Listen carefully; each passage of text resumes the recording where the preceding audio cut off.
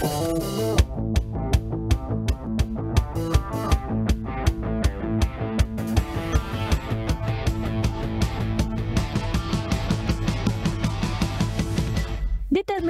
at disiplina sa sarili. Ito ang mga katangiang dala-dala ng mga atleta. Sa tuwing sasabak sa isang kompetisyon, gumugugol din sila ng oras o panahon sa pag-iensayo upang ikondisyon ang sarili.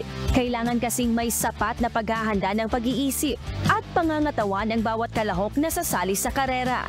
Kahit matatanda ay nakipagsabayan sa kauna-unahang duathlon dito sa KDR Adventure Camp, kung saan nasubok ang galing, bilis, tibay at katatagan ng pangangatawan ng bawat atleta. Run, bike, run again. Nasa 168 atleta ang sumaba sa isinagawang duathlon sa KDR Adventure Camp kahapon. May ilang first-timer at may batikan ding sumali sa palaro. Ayon kay KDRAC Duathlon Route Director Glenn Labong, ang mga rutang inihanda ay hindi lang para sa challenge. Maaari ring ma-enjoy ng mga beginner at mga batikang duathletes ang scenic view sa Adventure Camp. Ang ginawa natin doon sa ruta, ni-range natin siya para ma-enjoy ng beginners at para ma-enjoy ng mga talagang athlete at mga elite.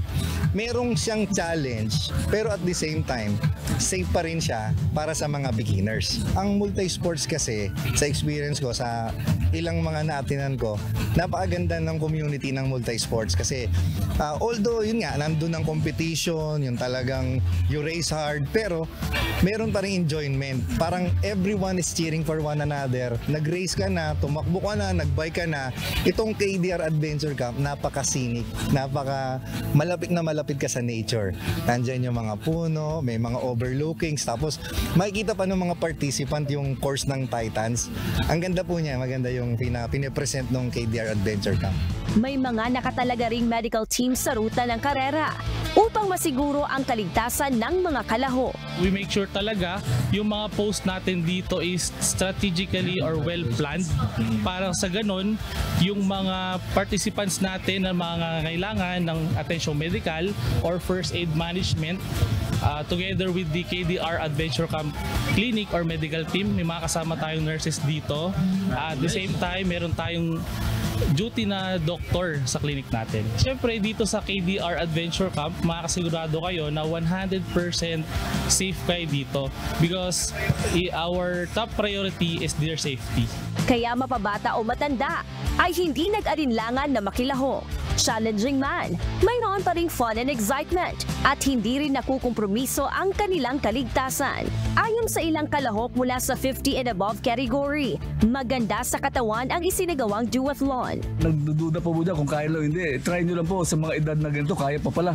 Yung ano lang po, yung kaya lang ng katawan mo. Kung sa bahay lang, wala po mo tayo sa adong ginagawa, kaya tulog lang. Samantalang dito, nakakalanghap ng fresh air. Habang tumatakbo, nagre-retic breathing po tayo. Yung heart natin napapasukan ng maganda oxygen yung lungs. Unique at saka international standard po yung klase ng truck na ginagamit po dito. Yung mga trail bike, saka yung running road.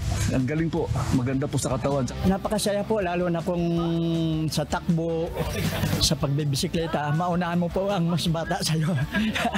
Nakaka-inspire po eh. In-enjoy ko na lang po yung laro. Hindi po hadlang yung edad. Sikapin po natin. Ito wala pong hadlang na para tayo tumigil sa pagbibisikleta. Bike po tayo. Masiglang katawan natin. Lumalakas tayo. Nakakaiwas pa tayo sa mga karamdaman. Totally safe na safe lahat. Lahat po ng intersection mayroon po nag-guide para hindi po maligaw yung lahat na mga participants. Masyado na challenge kasi ganun pala yung duathlon. May hirap pero may sarap naman at saka safe po yung pinaglaruan kasi bawat kanto mayroong nagbabantay. Tapos alerto sila na tumulong. Ano pa ba ang benepisyo na maaaring makuha sa pagsali sa duathlon at iba pang physical and outdoor activities? Ayon sa health expert, sa pagsasanay sa mga ganitong uri ng palaro ay may malaking benepisyo sa pisikal at mental na kalusugan ng isang tao.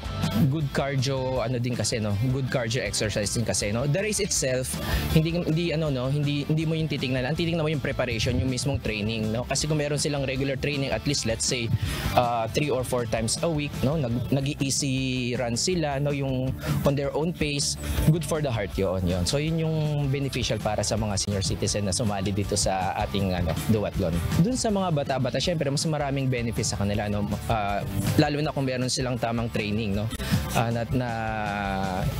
Baga gumaganda yung endurance nila no, lalo na kung nag-strength training din sila, yun, yung stamina nila yun. So mas beneficial para sa mga bata, so mas maganda no, ma-encourage yung mga kabataan na mag-join agad no sa mga ganitong activities para habang bata pa, pagtandaan nila, mas sila no, stronger. Dahil sa puspusang ensayo, napapaganda nito ang cardiovascular health, kung saan napapalakas ang puso at napapaganda ang daloy ng dugo na malaking tulong para mabawasan ang panganib ng heart disease. Bukod sa cardio, nakatutulong din ito sa weight management, muscle strength, at coordination and balance, lalo't multiple muscle groups ang gumagana rito.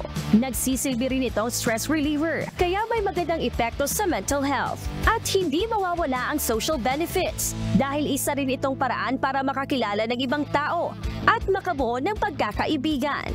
Nakuha ni Jeric Angeles ang first place para sa elite category, habang si Joel Estrada Jr. naman sa overall winner sa age group categories. At si Maureen Tabliga na natatanging babae sa elite women's category. Samantala sa darating na March 17, 2024 ay abangan ang panibagong yugto ng Titans. Bagaman andyan ang kompetisyon, nananatili ang camaraderie at sportsmanship.